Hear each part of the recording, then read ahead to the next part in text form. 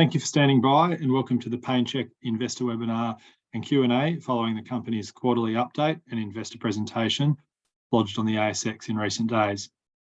All participants are in a listen-only mode. There will be a presentation lasting for approximately 25 minutes, followed by some Q&A.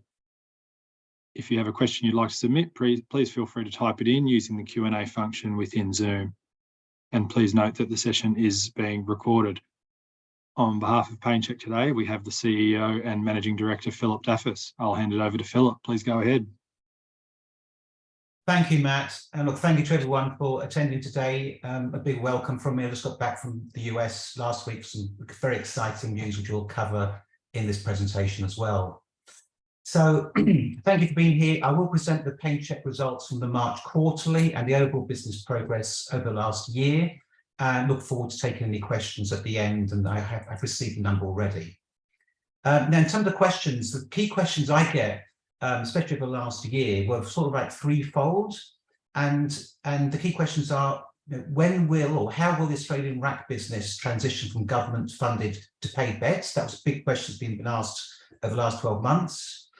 The second one's around retention rates, or how you're going to go with retention rates for those who come off the contracts after the first year.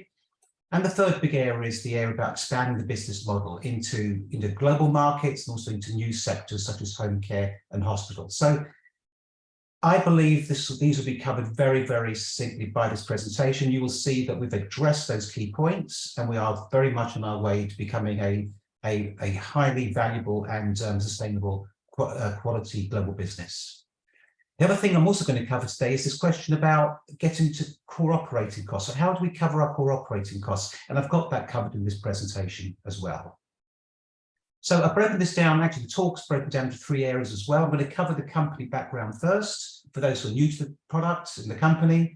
Second, I'm going to talk about the annual and quarterly results, which I'll go into quite some detail.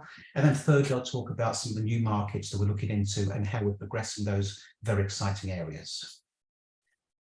So pain assessment is difficult. It's difficult at the best of times, and it's especially difficult for those who cannot communicate effectively. Our mission at PainChek is to give a voice to those people who cannot reliably verbalize their pain. On one extreme, we see the issue with adults, those living with dementia or cognitive impairment who have lost their ability to communicate effectively. And on the other hand, we've got pre-verbal children who have not built those communication skills as yet.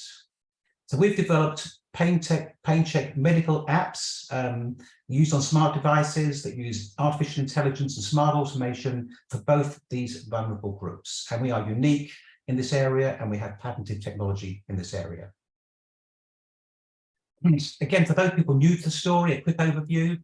The PainChek app is the first to market pain assessment technology using AI and smart automation. We've got regulatory clearance in multiple markets and patent protected. We've got a dominant position in residential aged care in Australia, New Zealand, and rapidly growing in the UK. We're expanding our presence into the EU markets and USA. We're going through FDA clearance, and I'll talk about that in this talk. And we've got more than 20 international partnerships covering more than 1.5 million aged care beds and access to the global hospital market.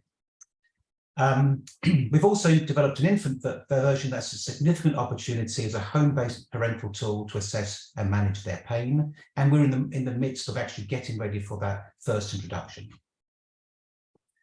So if you look at the markets, they're large markets. There's more than 57 million people living with dementia, growing to 150 million by 2050, with no cure or effective treatment in sight. People living with dementia triangulate between hospitals and home care, where they occupy more than 30% of hospital beds at any one time. So for the adult app, we see broad use at home, in hospitals, in aged care, and for overall pain management for all people in the adult sector. The infant markets is about 400 million pre-verbal children and 150 million newborn each year. And we see this as a significant home and hospital market for use by mums and dads. As you've used a thermometer today to assess temperature, you do PainChek assessment to assess their pain. And they can do that in 3 seconds. So in terms of the size of these markets and the values, well, we've very well calculated the aged care market. We know that's around a 300 million annual market on the global basis. So we're penetrating that reasonably well right now. It's significant, but it's not the largest, in fact, the smallest of our market opportunities. We believe the home care market will grow to 10 times the value of the residential aged care markets, as both governments and people are all moving to home care due to patient demand or people demand and cost effectiveness of delivery. This is being done through digital technologies such as virtual consulting and telemedicine, and that's where PainChek is perfectly placed for pain management and where we have initial sales agreements. We're also developing, I think a lot of our questions, with our improvement in our technology, so we can actually have our technology in desktop computers and using cameras and desktops to assess pain for people in the home environment. So that's part of our technology development program. As I said before, the pre-verbal children market is very significant. We've worked out that 1% penetration, just 1% penetration of the 400 million pre-verbal children will give us the same value as the residential aged care market, about $300 million per annum. It's a large market, it's a really great opportunity, and we've taken our time and a measured approach to opening this sector so we get it right. It's really important to get it right first time, you've got the market.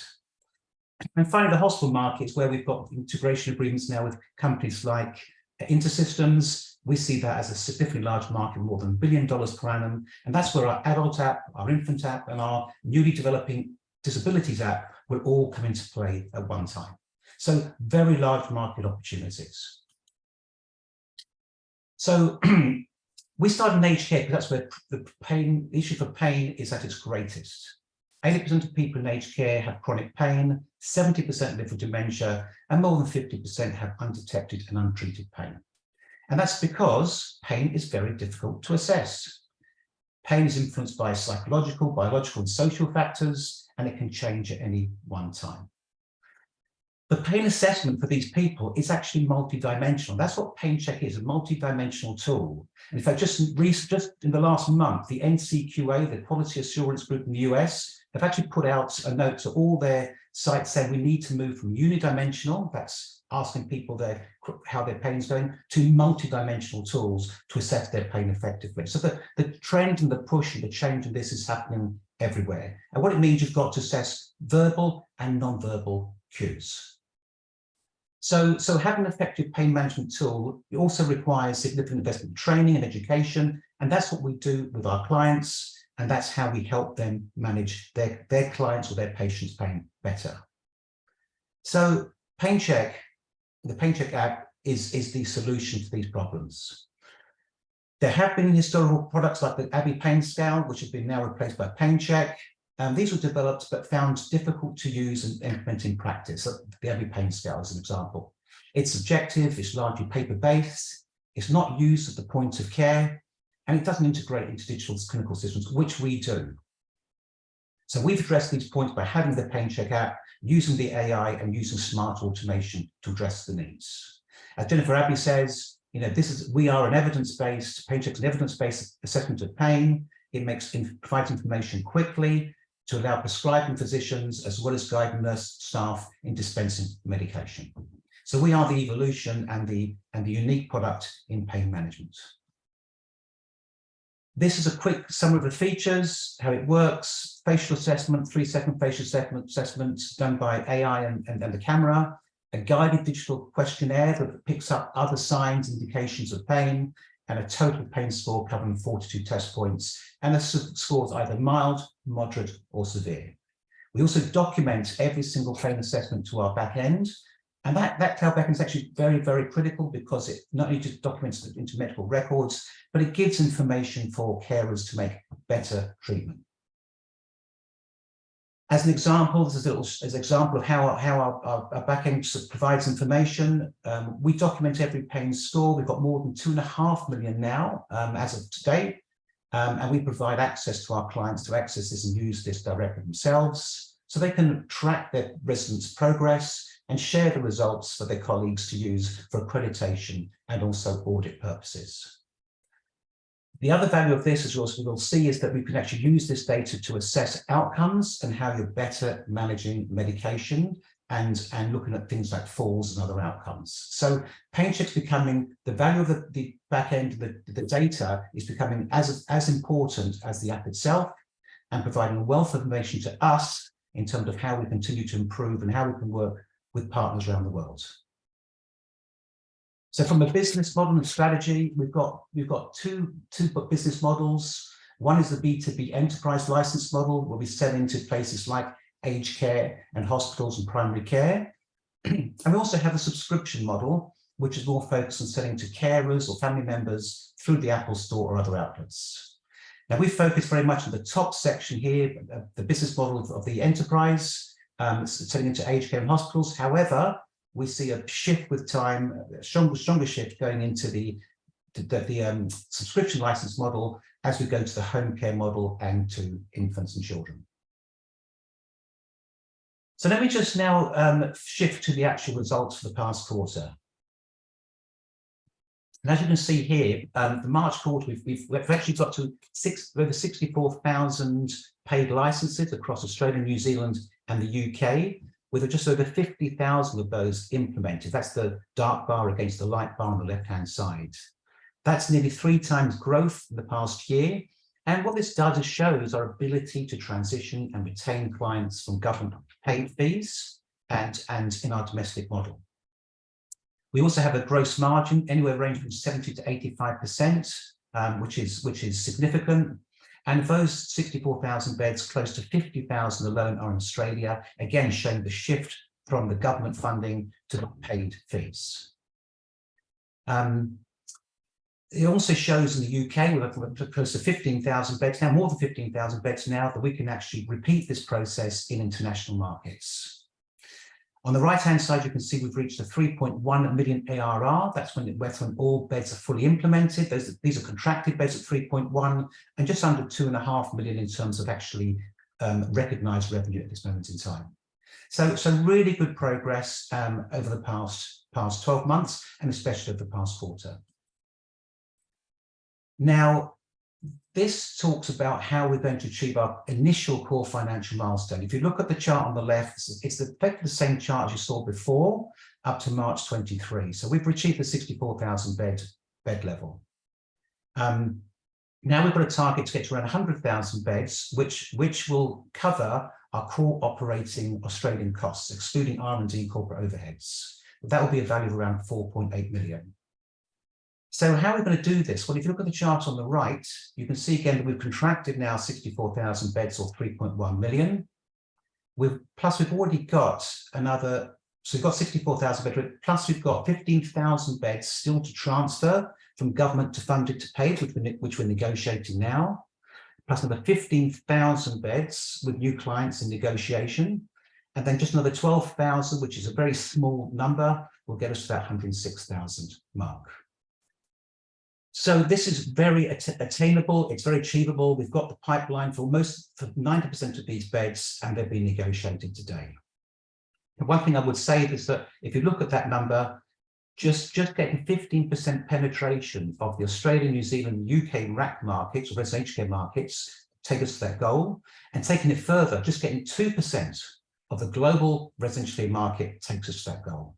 And that goal excludes home care, hospital, infant, and other market opportunities being explored. So this is a very sustainable and very scalable business model.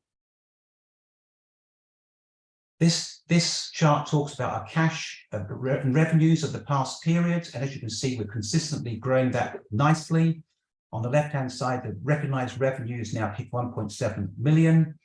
On the right-hand side, you see the quarterly customer receipts. And what's important to look at here is that our contracts are typically annual, so therefore they're lumpy in the way they come through. The way to look at March 23 is to compare it to March 22 to show the growth in the annual licenses over that period of time. So it's lumpy on quarterly receipts and cash, but the left-hand shows you this transition in terms of the recognised revenue. And then finally on the charts, this is the number of assessments that we've done in terms of utility. We're at 2.3 million as of March. End of March, we're now at 2.5 million. So significant growth. And this really shows you that the PainChek technology is being used. We've trained more than 12,000 carers. and we've done most of those through our online training capability. So I'm going to just pause here and talk about, how we progressed last year, because I think people don't recognise the progress at times. So if you look at the left-hand side here, so in Australia, we've transitioned and retained government paid beds. We've gone from 23,000 beds to 48,000 beds, and a pipeline of 20,000 beds in a 12-month period. We've also in Australia demonstrated ability to retain clients, because we've got 84% retention of clients post year one. So both of those key goals are being achieved. In the UK, we wanted to show scalability. We've gone from 4,000 to 15,000 beds in the UK in a 12-month period with a very strong pipeline. In New Zealand, we've negotiated the first contract with a 1,200 bed client, Somerset Homes, the third largest RAC provider, and we've got a strong pipeline in New Zealand. So finally, in terms of achieving that core cost recovery milestone with our 3 existing markets, we're very much on track to achieve that just through those 3 markets. It's remarkable.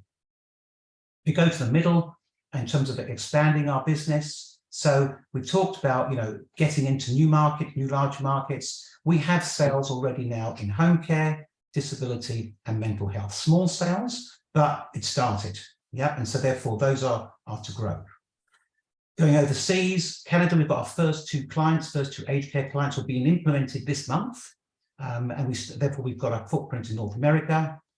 And in the USA and Canada, we've actually got agreements now with Point Click Care, who have got access to more than 1 million aged care beds in aged care, and with InterSystems for global hospital market entry in that sector. So these are all really strong partnerships we have to expand our footprint, both in new markets like home care and in new geographies. And finally, on the right-hand side, in terms of the infant product, which everyone talks about, yes, our partnership with InterSystems will help us take the product into the global hospital markets with all the connectivity into the EMR system, which is really important. And secondly, we're now exploring, doing some market research with parents in terms of making sure we've got the right marketing mix ready prior to commencement as a direct-to-carer, direct-to-parental tool. So I hope that covers the sort of great progress we've made as a business over the past year. Very quickly, in Australia, these are some of the clients that we've actually not just negotiated, but also transitioned from the government across to paid. We've got more than 45,000 beds across more than 550 aged care homes and cover more than 20% of the Australian market. These are our partners. I've covered this before, but these partners are really important. They not just integrate with us, but they provide us access to about 1.5 million aged care beds across Australia, UK, New Zealand, and North America. So having that capability is really important for us, and we've done a great job in making that work. In terms of the new market sectors, we reported before that we had the Nolson Group in disabilities. We now got the Max Life Care Group as our second NDIS disability contract. We've got the agreement with Ramsay Health in the hospitals, which we've got new targets there. And we've got new agreements in the aged care business, also the home care business. And then finally, in terms of Somerset, we've actually rolled out and completed the Somerset agreement in New Zealand. And if you just a quick look at what their comments are, it's very positive. We've rolled out across 20 aged care homes and 1,150 beds. They confirmed that this provides PainChek provides a faster, more accurate pain assessment, and it frees up staff to do other clinical tasks. So again, confirm the value of this business. So I'm going to hold it there for Australia and New Zealand. Now move to the UK, a quick update for the UK market. So UK, the last quarter, significant growth, 50% quarterly growth. We've gone from 10,000 beds to 15,000 contracted beds over this past 3 months. The business continues to broaden in many sectors. We've now got Green Sleeves and Harbour Healthcare, 2 large clients who came on board. Together they combined to 2,500 beds alone, and we've got a strong pipeline. We've received new funding from the Scottish Health Board as a precursor for a broader adoption across the Scottish nation. And in England, we've got more funding from local governments and councils who supply PainChek into their local aged care group. So there's a lot of support for the product in the UK market. We've also got, integration partners covering 285,000 beds, which again is more than 10 times our current market access. So this provides us access to those markets. And we've got an agreement now with Admiral Nurses to help implement the beds more rapidly as our volume continues to expand. So the UK team doing a really good job. Now, what's driving the UK results is outcomes. I reported this before about the work at Orchard Care. Their work is being published in terms of how they've been able to reduce the use of antipsychotics, reduce the use of benzodiazepines, and also reduce falls in their aged care facility by doing better pain assessments. So this results I've shared you before is actually being published in a peer-reviewed publication, and I think will have a significant impact, not just in the UK, but overseas as well. In addition, some of our other groups like Adapt Care in the UK, Harbour Healthcare, and Braeburn Care Homes in part of the Scottish pilots, they're also seeing significant benefits, significant outcomes. They're seeing reductions in falls for their residents in aged care. And the point about reduction in falls is that a person in pain and not treated effectively is more likely to fall. So treating pain helps reduce falls.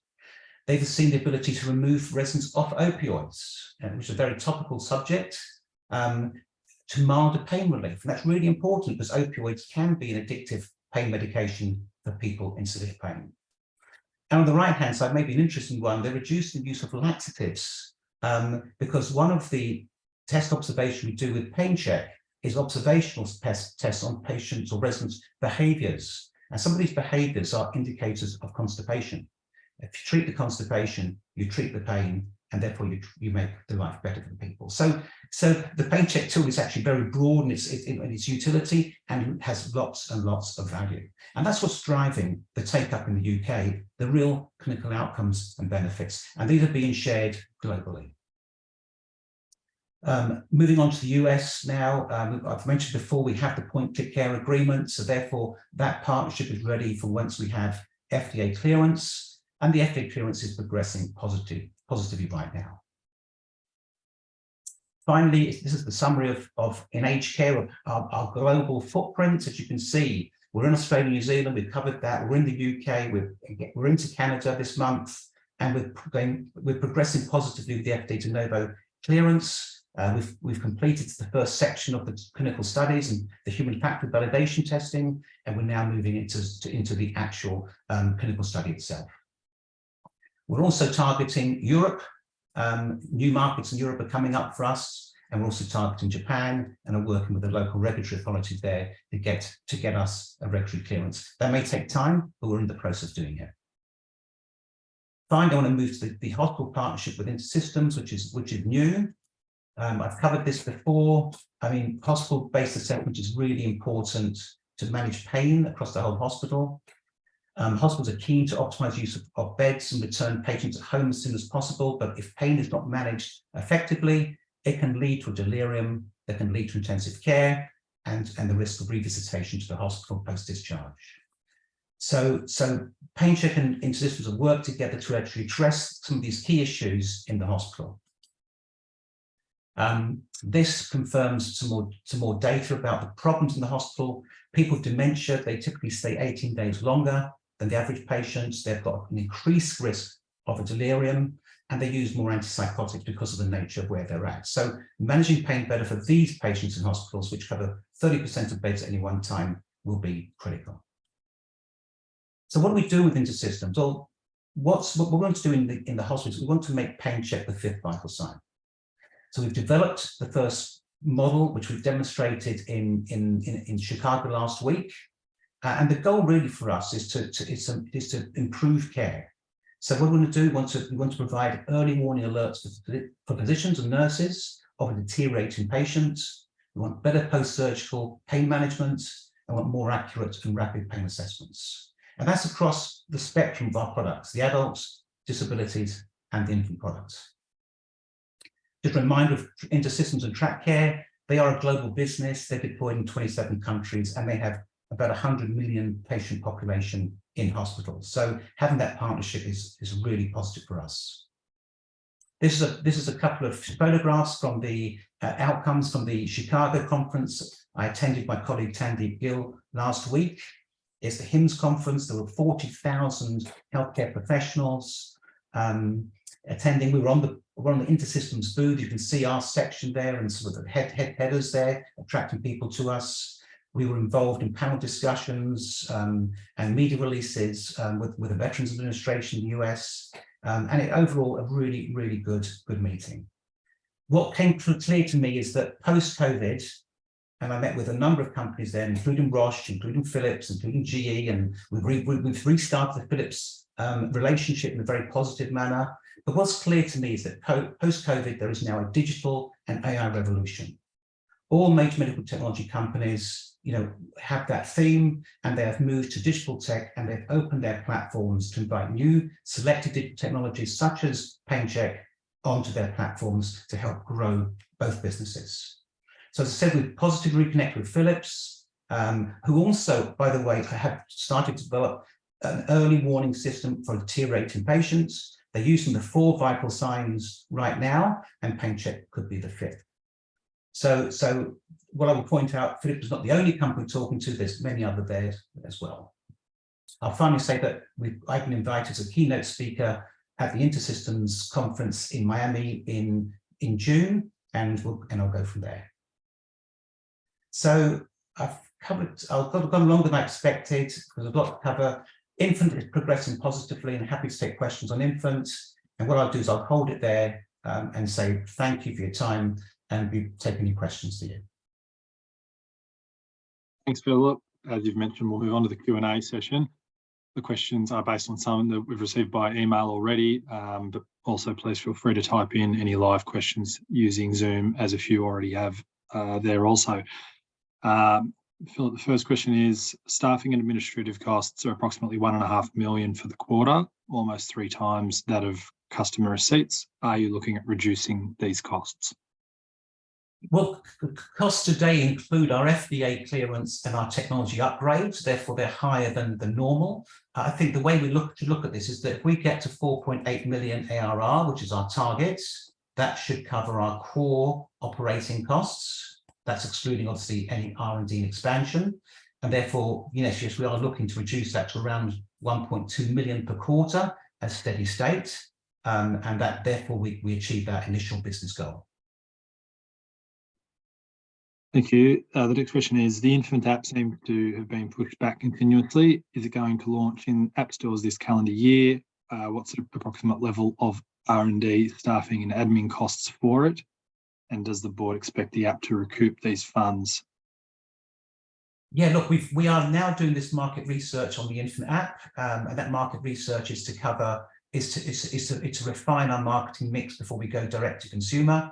And our goal is to launch it into Australia this calendar year, direct to consumer, post the market research with parents. So I would say 3rd quarter calendar this year, we'll go to the consumer, but we'll do it in a staged process. So we keep learning, keep refining, and keep adjusting and making it right. But absolutely, we're going to the consumer this year. The next question is, what is your plan to raise money? Are you going to offer to existing shareholders?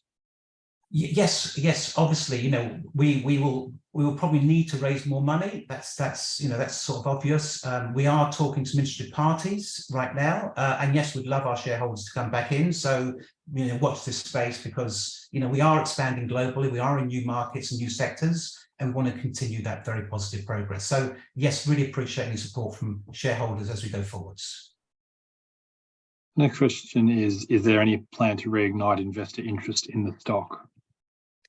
Yes, I hope this presentation helps. At the end of the day, growing your business, having customers use it, seeing clinical outcomes, growing your revenues, converting customers onto paid contracts, retaining customers, everything that we're doing, is very positive. And I've been doing this, this business for 40 years now with multiple large corporates. These are all the signs of a very, very successful business. These are all the signs: retaining customers, growing customers, getting clinical outcomes. We're doing all this stuff. And I apologize for going over in terms of timing, but there's so much we need to communicate, and there's so much good things that are happening.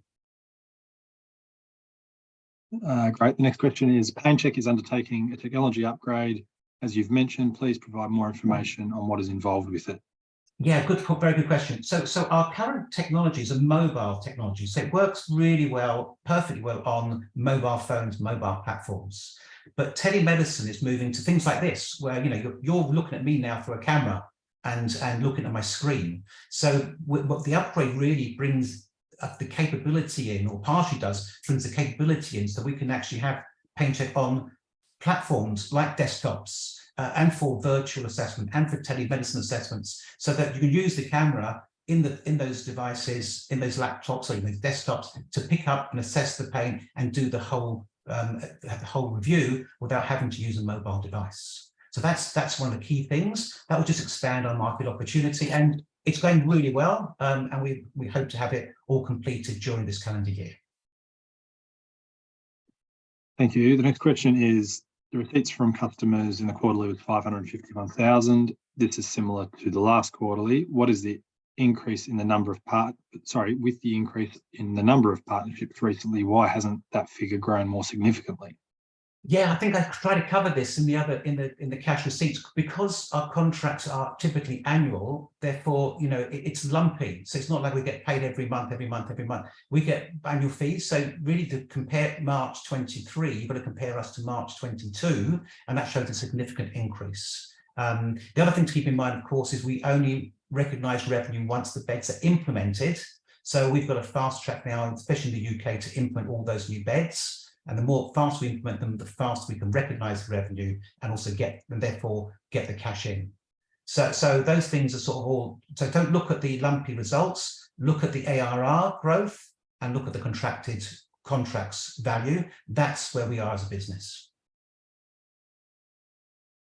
Right. The next question is, FDA submission is forecast for the end of the year. How long are we expecting the approval process to take? How confident are we of receiving approval?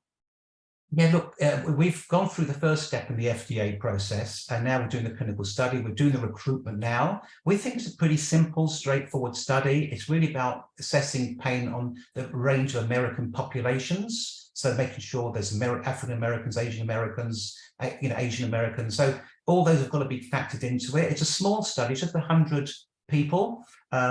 So we believe, the study's very achievable. We believe we can do it this year, to complete the study by this fourth quarter, and then have FDA clearance as a de novo clearance in the first quarter of next year.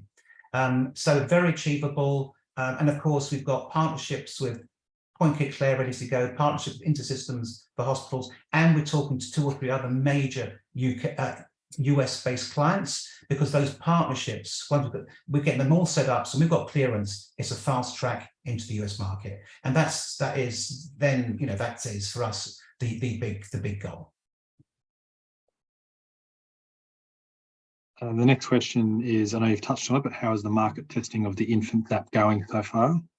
Yeah, good. We've actually recruited around 100 parents who've had children the age of between 1 month and 12 months, and typically, ideally, have gone through some sort of painful process. So we've had them actually review the product, testing the product. We've just got the first results getting back to them. And what they're really doing is giving us indications of what they like about it, what could be refined, how would they pay for it, where would they expect to see it, access it through. So we're getting all that data pulled together in Australia first, and then we're going to then take those outcomes and then put the product through, refine the marketing mix, and then do a next stage where we'll go to maybe 1,000 of those patients or those parents, and then push it out to the market. And once we've got a comfort level in terms of we've got the marketing mix right, then we'll push it out through the App Store and the channels for broader use. So it's a really, really good process. And then secondly, of course, as we start to get hospital contracts with InterSystems or through the InterSystems partnership, then we'll be using that channel for the hospital market. And I think that's going to be significant as well. Great. The next question is, are we receiving any revenue as yet from the InterSystems deal?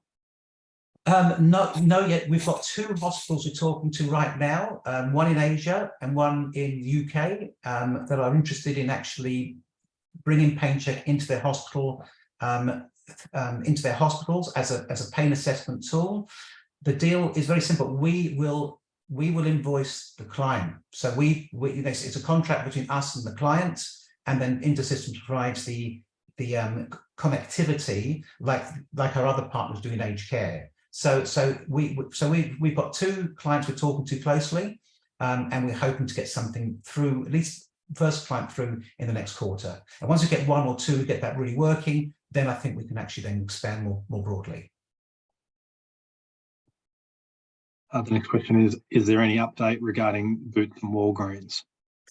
Yes, good question. I think so. I mean, we are back in contact with Boots. That just to explain, people, Walgreens were in the process of selling Boots last year. That was something they had a plan on. It didn't happen. They've gone through a major restructure of the Boots group, and now that's all happened in the UK. We're back in contact with them, and it is their intent to sign up with PainChek and to use PainChek as part of their medication management supplies as part of their business. So we're in negotiation with them. It's taken longer than we wanted. I think it's taken them longer than they wanted. But a bit like the Philips discussion I had in the US last week. These things stop and start with large organizations, but the intent is still there. And I would add, actually, for those who probably asked me about the Philips deal, we had a very good meeting with Philips in the US. I met with the chief medical officer I'd met previously in 2019.